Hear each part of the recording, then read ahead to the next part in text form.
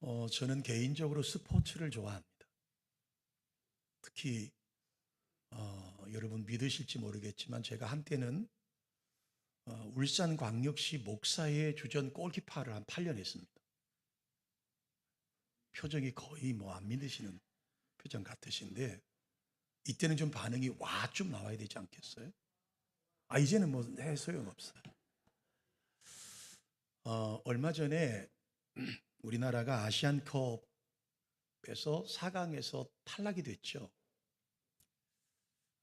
이 시합이 있기 전에 많은 언론에서 최정예 멤버 손흥민이도 있고 황희찬이도 있고 김민재도 있고 이강인이도 있다면 이 멤버로 우승 못하는 것은 있을 수 없다.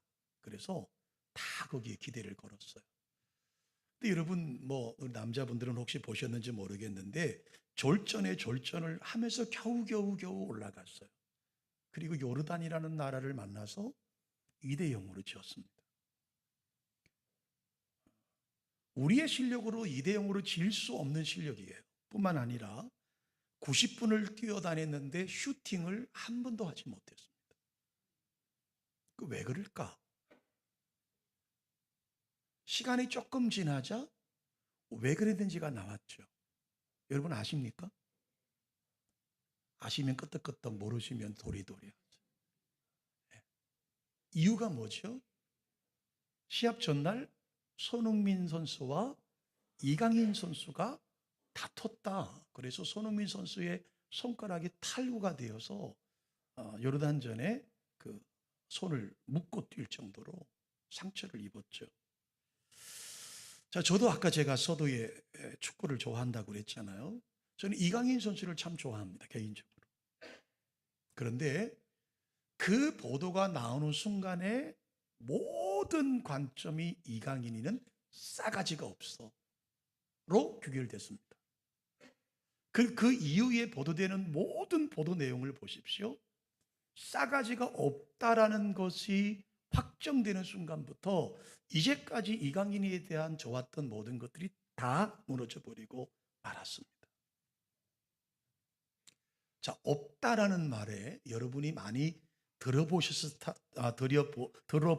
듯한 우습고 재미있는 얘기가 있어서 그 싸가지가 없다라는 말에 여러분에게 좀 말씀드릴게요. 10대에는요 뭐가 없을까요? 철이 없습니다. 10대는 철이 없어요. 20대는 뭐가 없을까요? 20대는 답이 없습니다. 30대는 뭐가 없을까요? 30대는 집이 없어요. 40대는 뭐가 없을까요? 돈이 없습니다. 50대는 뭐가 없을까요? 일이 없습니다. 60대는 뭐가 없을까요? 낙이 없습니다. 70대는 뭐가 없을까요? 치아, 이빨이 없습니다. 80대는 뭐가 없을까요? 처가 없습니다. 자기의 짝이 없다는 말이죠. 90대는 뭐가 없을까요? 90대 살아보신 분들은 답변해 보세요. 시간이 없습니다. 자, 100세를 사셨습니다. 뭐가 없을까요? 다 필요 없습니다. 이게 여러분 우스갯소리로 하는 이야기예요.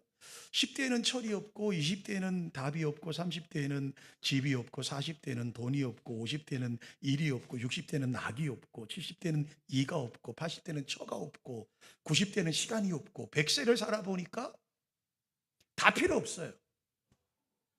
다 필요 없어요. 자, 그러면 여러분 우리 반대로 이게 없다고 보는 관점으로 보니까 다 없는 거예요. 10대는 철이 없고. 그러면 여러분 10대 아이들이 다 철이 없나요? 아니에요. 철이 있는 아이들이 있어요. 여러분 20대는 다 답이 없습니까? 아니요. 20대 비전을 품은 친구들이 얼마나 많은 줄 아세요? 여러분 30대는 다 집이 없습니까? 30대 여러분 금수저를 타고난 사람은 수십 채를 가지고 있는 사람도 있어요. 무엇을 말씀하느냐면 물론 이게 재밌고 우스운 이야기지만 없는 관점으로 보니까 다 답이 없는 거예요. 여러분 철학자 중에 우리나라에 김영석 교수님이라고 계세요. 철학자 중에 지금 올해 104세가 되셨습니다. 그분이 책을 여러 권 쓰셨는데 그 책 중에 그런 내용이 있어요. 내가 100세를 살아보니 인생의 최고의 황혼이 언제냐? 황금기가 언제냐? 얼마라고 생각하세요? 여러분, 그 100살을 사신, 여기 100살 한 분도 없으니까 우리는 답을 할 수 없잖아요. 그 책에서 제가 보니까 그 김영숙 교수님께서 말씀하시는 인생의 황금기는 100살을 살아보니까 60대와 70대라는 거예요. 여러분, 70대 되신 우리 형님과 누님들은 행복하셔야 됩니다. 여러분은 드디어 황금기에 접어드신 거예요. 저도 이제 60이 넘어가니까 저도 드디어 이제 황금기에 접어 들어간 거예요. 자, 옆에 사람에게 이 고백할까요? 행복은 나눌 때 옵니다. 아멘이신가요? 유엔 인권위원회에서 특식량 특별조사관으로 활동하셨던 짱 지글러라고 하는 분이 쓴 책이 있습니다. 그 책 제목이 탐욕의 시대라는 책인데요. 이 책에서 이 짱 지글러라고 하는 사람은 이렇게 글을 썼습니다. 전 세계에서 매년 1천만 명 이상의 만 5세 미만의 아이들이 죽는다는 겁니다. 전 세계적으로 매년마다 1천만 명 이상 되는 5세 미만의 아이들이 목숨을 잃는데 그 이유는 이 짱 지글러라고 하는 사람의 탐욕의 시대라는 책에서 이렇게 정의를 내렸습니다. 그 이유는 가난하기 때문에 영양 결핍과 질병이기 때문이다. 가난으로 인한 영양 결핍과 질병이 1천만 명이 죽는다는 거예요. 5세 미만의 아이들이. 근데 거기서 또 주장한 게 있습니다. 그렇다면 정말 이 지구상에는 이렇게 먹을 게 없어서 만 5세 된 미만의 1천만 명 이상이 굶어 죽어야 되느냐? 아니라는 겁니다. 우리가 살고 있는 이 지구상에는 1천만 명의 5세 미만의 아이들이 먹고도 남을 음식이 충분하다는 겁니다. 그럼 왜 1천만 명이 이렇게 죽음을 당하느냐? 왜 굶어 죽느냐? 그것은 바로 탐욕 때문이고 나누지 않기 때문이다.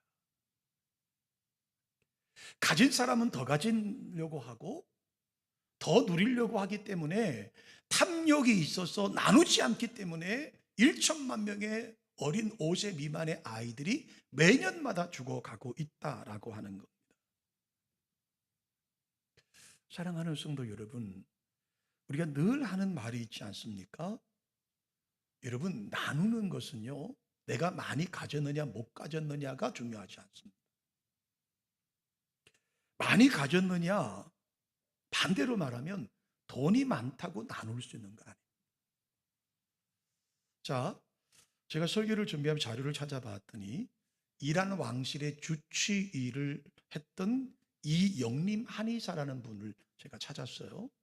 이분이 경희대학교에 얼마를 평생을 기부했느냐 하면 1,300억을 기부했습니다. 1,300억. 여러분은 이제 놀라지도 않으시죠? 우리 교회 수준이 뭐 1,300억 정도는 이제 놀랄 수준도 아니죠. 물론 그렇게 돈이 많아서 기부를 하신 분들도 계시죠. 그런데 여러분, 종종 우리가 뉴스를 보거나 신문을 보면 정말 어려워서 도움을 받아야 되는데 기부하는 분들이 계십니다.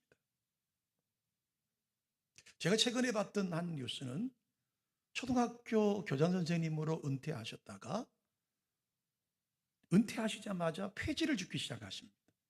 주변의 사람들이 말하죠. 아니 선생님, 교장 선생님까지 하시고 연금도 다 나오고 생활에 전혀 불편함이 없는데 왜 그렇게 지저분한 폐지를 주우십니까? 그 교장 선생님은 그 폐지를 주어서 생긴 모든 기금을 다 기부하셨습니다.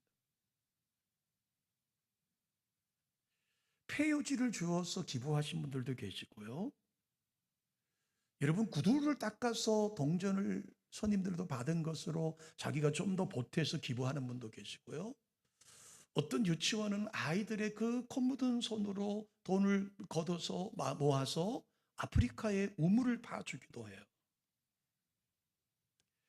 여러분, 세상은 힘들고 각박하다고 말하지만 이러한 코 묻은 돈으로 구제하는 사람들, 폐지를 주어서 도와주는 사람들,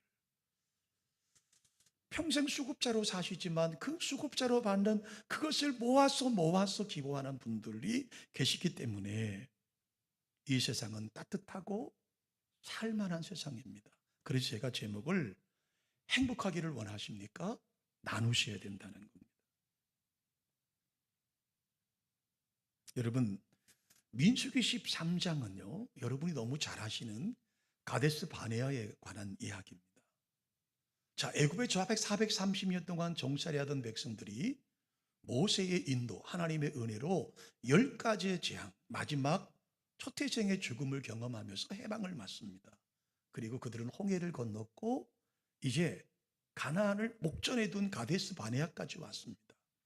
모세가 각 지파의 두령급들을 뽑았습니다. 그리고 정탐꾼으로 보냅니다. 그들은 40주, 40야를 그들이 앞으로 들어가야 될 가나안 땅을 12명이 공이 다 보았습니다. 그런데 여러분이 아시다시피 갔다 와서 보고서의 내용은 천치만별이었습니다. 천차만별이었죠. 12명 중에 10명은 뭐라고 보고서를 만들어냈습니까? 가보았더니 할 수 없더라. 자, 보세요. 우리 민수기 13장 31절로부터 33절 우리 한 목소리로 한번 읽어보실까요? 그와 함께 올라갔던 사람들은 이르되 우리는 능히 올라가서 그 백성을 치지 못하리라. 그들은 우리보다 강하니라 하고 이스라엘 자손 앞에서 그 정탐한 땅을 악평하여 이르되 우리가 두루 다니며 정탐한 땅은 그 거주민을 삼키는 땅이요 거기서 본 모든 백성은 신장이 장대한 자들이며 거기서 네피림 후손인 아낙 자손의 거인들을 보았나니 우리는 스스로 보기에 메뚜기 같으니 그들이 보기에도 그와 같았을 것이라. 이게 보고서입니다. 자, 이 10명은 그 땅을 들어가기 전부터 이미 마음이 안 되는 거야. 그래서 그들은 안 될 거리를 찾는 거예요. 그 백성을 치지 못한다라는 게 첫 번째 원인이었습니다. 왜요? 그들은 우리보다 강하다.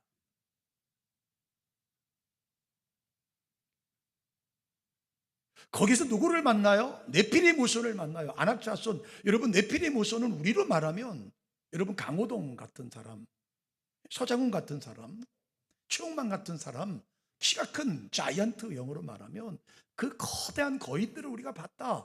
저들이 우리가 보기에도 우리 메뚜기 같은데 저들이 보면 당연히 우리를 우습게 볼 것이다. 그래서 못 가. 타당한 이유가 있죠.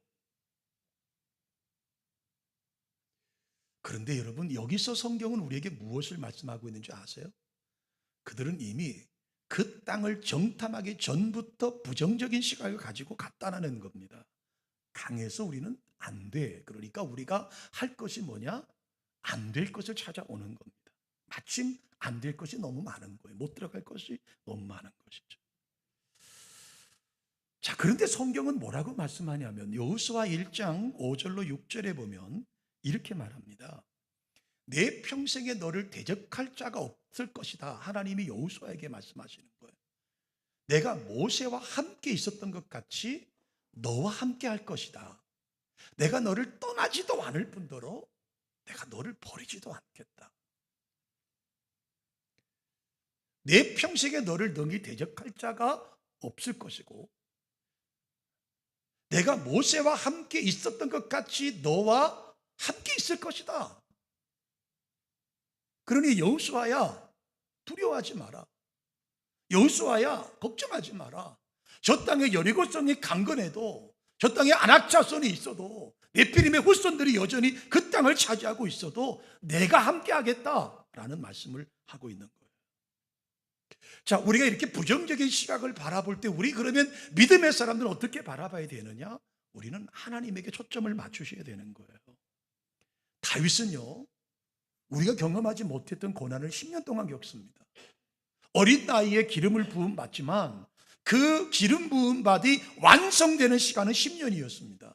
그 10년 동안 그가 입버릇처럼 했던 고백이 뭔지 아시죠? 하나님은 나의 피난처십니다. 하나님은 나의 요새십니다. 하나님은 내가 의뢰하는 분입니다.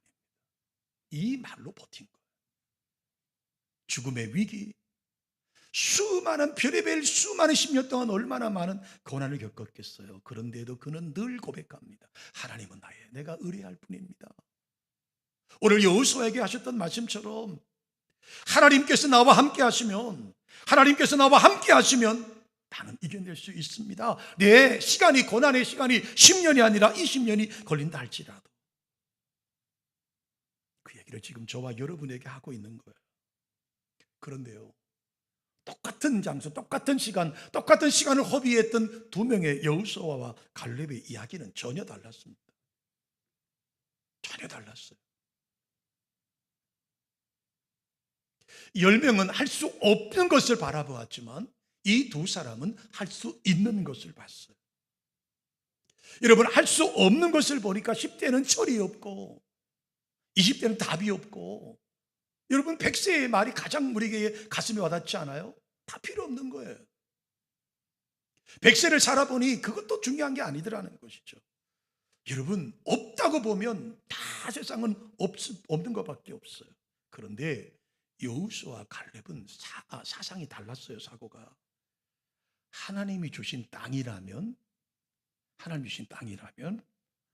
것일까? 그러니까 여러분 보세요. 그들이 똑같이 12명이 움직이는데 10명은 지금 안 되는 것만 보여지잖아요. 그런데 이 두 사람에게는 이래서 하나님이 우리 보고 여기 가라 그러셨구나. 야, 하나님이 가나안 땅을 젖과 꿀이 흐르는 땅이라고 우리 가운데 말씀하셨구나. 하나님께서 이래서 우리 보고 정탐하라고 하셨구나. 자, 민수기 13장 30절입니다. 이렇게 그들이 보고하죠. 갈렙이 모세 앞에서 백성들을 조용하게 하고 이르되 우리가 곧 올라가서 그 땅을 취하자. 능히 뭐라고 다 말하죠? 이길 거야. 한쪽은 그들이 우리를 볼 때 메뚜기 같은 우리를 보는데 이 두 사람은 아니야. 하나님이 우리와 함께 하시면 우리는 능히 이길 거야 라고 고백해요. 자, 이 이야기를 들었던 백성들이 돌을 들어서 여호수아와 갈렙을 치려고 합니다. 이 이야기가 성경 속에 묻어진 얘기일까요? 아닙니다. 오늘 우리 시각도 똑같습니다. 우리가 바라보는 시각, 부정적으로 바라보면 모든 것은 다 안 됩니다. 그러나 할 수 있어. 긍정적인 생각, 하나님이 우리와 함께 하시기 때문에 할 수 있어 라고 한다면 우리는 어떤 것도 해낼 수 있습니다. 저는 이 설교를 준비하다가 로마서 8장을 보았습니다. 로마서 8장은 바울 사도가 경험한 하나님을 우리에게 소개하고 있습니다. 로마 교회에 소개하고 있는 것이죠. 자, 우리 로마서 8장 38절로 39절 우리 한 목소리 읽어보실까요? 내가 확신하노니 사망이나 생명이나 천사들이나 권세자들이나 현재 일이나 장래 일이나 능력이나 높음이나 깊음이나 다른 어떤 피조물이라도 우리 주 그리스도 예수 안에 있는 하나님의 사랑에서 끊을 수 없느니라. 할렐루야. 이게 바울 사도의 고백이에요. 이게 오늘 저와 여러분의 고백이 되시는 은혜가 있기를 주님의 이름으로 축원합니다. 이 속에 뭐가 배어 있느냐면 하나님께서 우리를 사랑하시기 때문에 우리를 포기하지 않으신다는 겁니다. 어떤 것도 우리를 끊을 수 없다고 말씀하시는 거예요. 우리 주 예수 그리스도 안에 있는 하나님의 사랑의 줄에서 끊을 수 없다. 주님은 더 적극적으로 노골적으로 말씀하시죠. 마태복음 7장 11절입니다. 뭐라고 말씀하십니까? 그러므로 무엇이든지 남에게 대접을 아니에요. 7장 11절이에요. 너희가 악한 자라도 좋은 것으로 자식이 줄 줄 알거든 하물며 하늘에 계신 너희 아버지께서 구하는 자에게 좋은 것을 주시지 않겠느냐? 그분의 약속이에요. 그러므로 여러분, 우리가 이 거룩한 주일날 쉬지 않고 주님 앞에 나와 예배드리는 이 여러분과 제가 고백할 것이 있어요.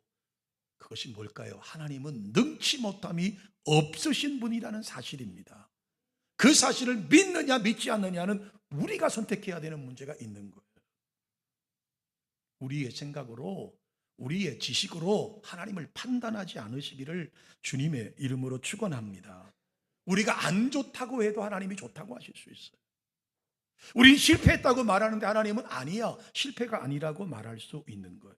그래서 성경은 뭐라고 말합니까? 하나님은 모든 일을 합력하여 선을 이루시는 분이라고 말씀하고 있는 거예요.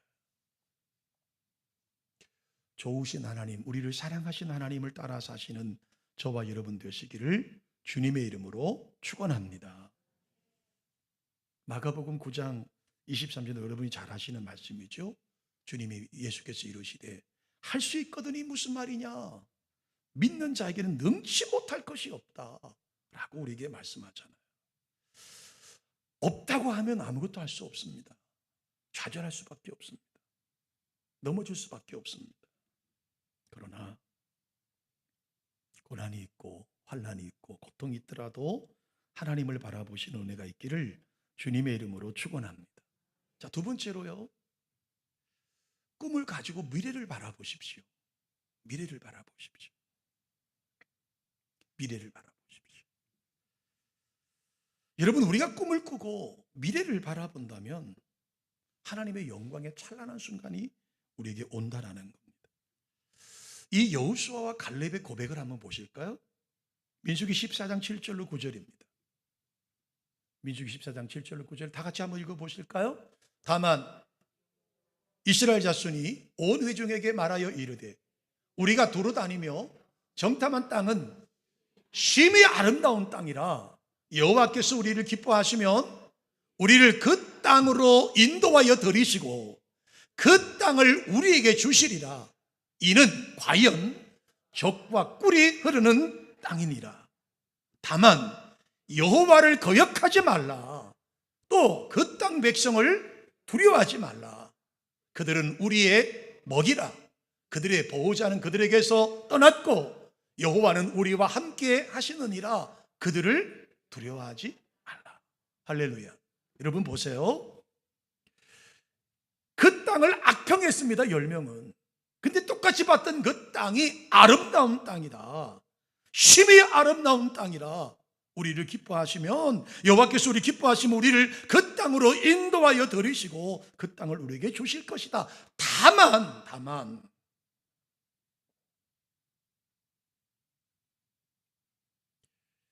여호와를 거역하지는 말자. 여호와를 거역하지 말자. 또 그 땅 백성을 두려워하지 말자. 왜? 하나님이 우리와 함께 하시지 않느냐는 고백입니다. 우리의 삶이 늘 평안하지 않습니다. 우리에게는 늘 시험이 있습니다. 이 땅에 우리의 육체가 끝나서 여호와의 영원한 천국으로 들어가기 전까지는 수많은 일들이 있습니다. 그러나 여러분, 여호와를 바라보시는 은혜가 우리 가운데 있기를 주님의 이름으로 축원합니다. 여러분, 잠언서는 이렇게 고백합니다. 꿈이 없는 백성은 망할 것이야. 꿈이 없으면 망해. 하지만 하나님의 말씀대로 사는 사람은 복이 있다고 말씀해요. 이게 여러분 솔로몬의 고백이에요.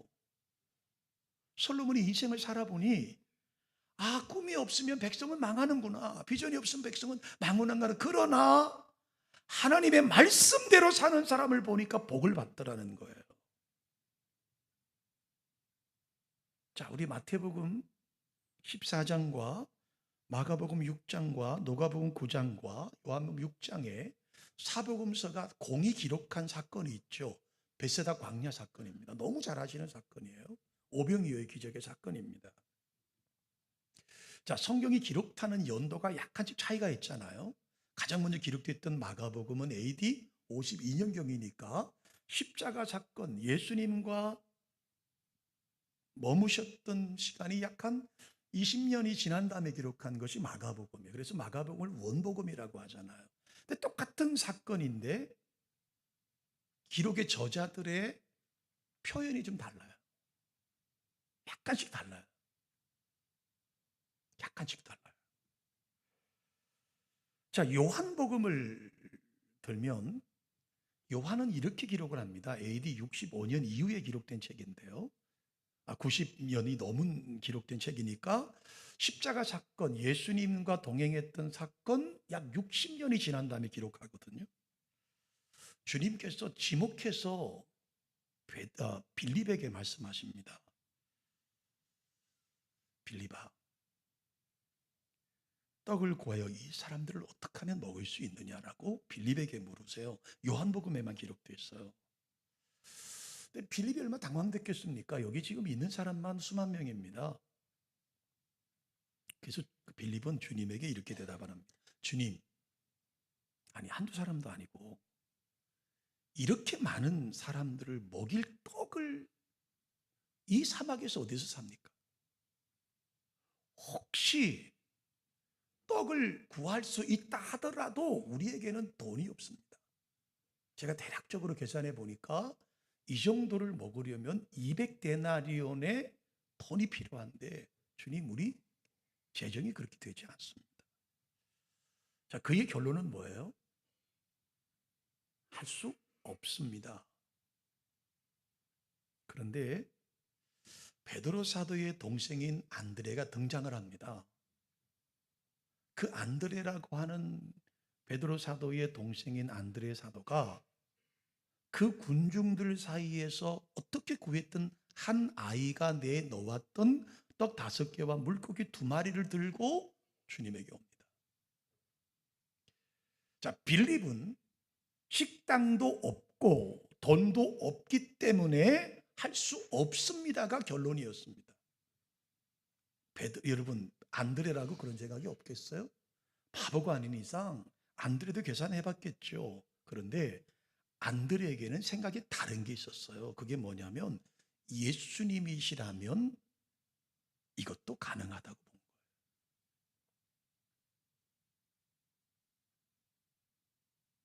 결국 우린 결과를 알죠. 배불리 먹었습니다. 실컷 먹었습니다. 그리고 12광주리가 남았습니다. 우리의 시각을 어떻게 가져야 되느냐를 말씀하고 있는 거예요.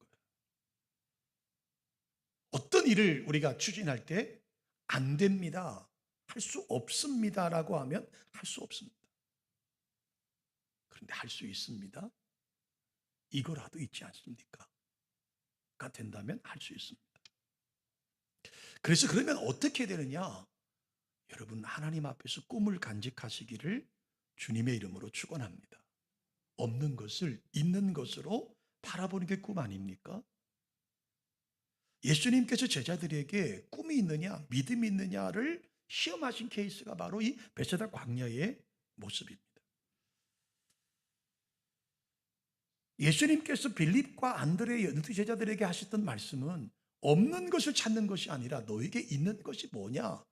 그럼 우리가 있는 건 내놓으면 되는 거예요. 딱 5개와 물고기 2마리밖에 없습니다. 그런데 주님이 계시기 때문에 할 수 있다고 생각하는 겁니다. 그러므로 여러분, 우리가 꿈을 꿉니다. 그 꿈을 내 것으로 만들지 마십시오. 하나님께 드리셔야 됩니다. 하나님께 내놓아야 합니다. 우리가 계산하면 아무것도 할 수 없습니다. 우리는 꿈을 꾸고 분명히 마음속에 품은 그 꿈을 주님이 일해 주실 것이라는 사실을 믿고 그분께 맡기셔야 된다라고 하는 거예요.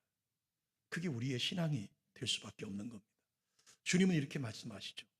얘들아, 너희가 무엇을 먹을까, 무엇을 마실까, 무엇을 입을까 염려하지 마. 주님께 맡겨. 마태복음에서 뭐라고 말씀하십니까? 수고하고 무거운 짐진 자들아, 주저앉지 마. 내게로 와. 내가 너희를 쉬게 하겠다고 말씀하지 않습니까? 꿈을 꾸시는 저와 여러분 되시기를 주님의 이름으로 축원합니다. 자, 이제 그러면 답이 없다고 하면 답이 없다가 첫 번째 주제였다면, 두 번째 꿈을 꾸고 하나님께 맡기라는 것이 주제라면, 오늘 본문을 보십시오. 어떻게 그럼 행복할 수 있을까요? 우리가 잘 되고 성공하기를 원하는 것은 오늘 성경은 남에게 주는 자가 복되다고 말씀하시는 거예요. 성경에는 뭐라고 말씀하십니까? 주라, 그리하면 돌려줄 것이고, 돌려줄 때 그냥 주는 게 아니라 후회되어 눌러서 흔들어 넘치도록 주시겠다고 약속하고 있는 거예요. 우리의 것을 가지고 나누어 주면 하나님은 그 위에 흔들어 넘치도록 부어주신다고 말씀하고 있는 거예요. 자, 여러분이 지난번에 떡국을 사주셨고, 또 삼주전에서 하시는 기름 다 사주셨습니다. 그것이 다 지난주까지 헌금으로 올라와서 저희 장로님 몇 분하고 교육자들이 우리 청년 수민이 형제 목사님 아버지를 찾아갔습니다. 그게 지금 고통당하는 그 형제에게 얼마나 큰 도움이 될지 모르겠지만, 저는 그 금액이 크고 작은 간에 그 목사님께 봉투를 드리면서 이렇게 말씀드렸어요. 목사님, 이것은 우리 온 성도가 동참한 돈입니다. 우리 온 성도들이 헌신한 돈입니다. 이 금액을 혹시 너무 적어서 죄송스럽지만 그러나 하나만 좀 알아주십시오. 저희 교회 재정으로 갖고 온 것 아닙니다. 재정에서 돈을 빼서 갖고 온 게 아니라 예전도 회원들이 기름을 팔고 떡국을 팔고 다 자기들 각 기관별로 사업을 하고 다 계획들을 가지고 있던 것을 담임 목사의 말에 순종해서 다 이것을 온전히 내놓았습니다. 일단 하나도 남기지 않고 다 여기에 담았습니다. 이 돈이 목사님에게 큰 도움은 안 되시겠지만 그러나 우리의 사랑인 것만을 좀 알아주십시오. 저는 그게 주님이 기뻐하시는 것이라고 믿습니다. 아멘. 그게 주님 기뻐하시는 거예요. 우리 교회 성도들 이야기를 들어봤더니 어느 가정은 떡국을 20개를 갖고 가신 분도 계세요. 이게 그 청년을 돕는 거라면, 그 청년을 도와주는 거라면 내가 냉장고에 떡국을 싸놓더라도 더 사가신 분들이 계셨어요. 참기름을 또 사가신 분들이 계셨어요. 여러분, 주는 자가 복된 자입니다. 저는 처음 개척할 때 부산의 대형 교회, 큰 교회들로부터 보조를 받았습니다. 저는 강원도 촌놈이었기 때문에 제가 아는 교회가 하나도 없었어요. 지난 30년에 설교하러 오셨던 안종택 목사님이 너무 답답하시니까 그분께서 부산에 있는 큰 교회들에게 연락을 하셔서 지원을 받게 하셨습니다. 보조를 받으면서 그때 제가 가졌던 생각이 뭔지 아세요? 하나님, 제 목회에 전환점을 주셔서 받는 목사가 아니라 주는 교회가 되었으면 좋겠습니다. 공식적으로 2년, 3년 보조받고 끊었습니다. 수영록교회에서 저를 수요예배 강사로 섭외를 해서 갔습니다. 그리고 정필도 목사님이 계신 데서 그 수백 명, 수천 명 성도들이 있는 데서, 그리고 그 교회에서 지원해주고 있는 수백여 명의 목회자들 앞에서 강단에 섰습니다. 저는 설교하기 전에 이렇게 고백했어요. 오늘부로 수영록교회 보조를 끊겠습니다. 30년 전 얘기입니다. 그 당시 10만 원씩 저희를 도와주셨어요. 때가 되면 여전도 회원들이 오셔서 전도를 해주셨고 우리 지역에 잔치를 베풀어서 그들에게 교회를 소개하는 일을 하셨어요. 저는 그분들 앞에서 이렇게 고백했습니다. 오늘부로 보조를 끊겠습니다. 이번 달부터 저희 교회 선교비를 보내지 말아 주십시오. 그 이유를 이렇게 말씀드렸어요. 저는 오늘 수영록교회의 수요예배를 끝내고 돌아가면 여전히 돈이 없는 전도사입니다. 저는 여전히 보조를 받을 수밖에 없는 살림을 사는 조그만 교회의 전도사입니다. 그래서 여러분 앞에 공식적으로 선포하지 않으면 저는 계속 보조를 받을 수밖에 없습니다. 그리고 다 정리를 했습니다. 시간이 지났습니다. 우리도 크지 않지만 선교사님을 파송했고 매달마다 선교사님에게 선교비를 보냅니다. 후원하는 선교사님이 계십니다. 또 노예 비자립위원회에 매달 일정의 금액을 후원합니다. 또 몇 개 교회를 십수년 동안 후원하고 있습니다. 물론 아직도 더 많이 하고 싶고 더 많이 나누어 주고 싶습니다. 저는 오늘 새벽에도 나와서 그 기도했습니다. 하나님, 우리 교회를 복 주십시오. 하나님, 우리 교회 부흥시켜 주십시오. 우리 교회 성도들 재정적으로 넉넉하게 해 주십시오. 그래서 더 많이 돈을 주는 교회, 더 많이 선교하는 교회, 더 많이 구제하는 교회, 더 많이 노회를 섬기고 우리 교회 속해 있는 기장군 연합회를 섬기고 지역을 섬기는 교회가 되기를 주님의 이름으로 축원합니다. 하나님 나라는 나누는 것입니다. 하나님은 그 외아들 예수 그리스도를 우리에게 양보하셨어요.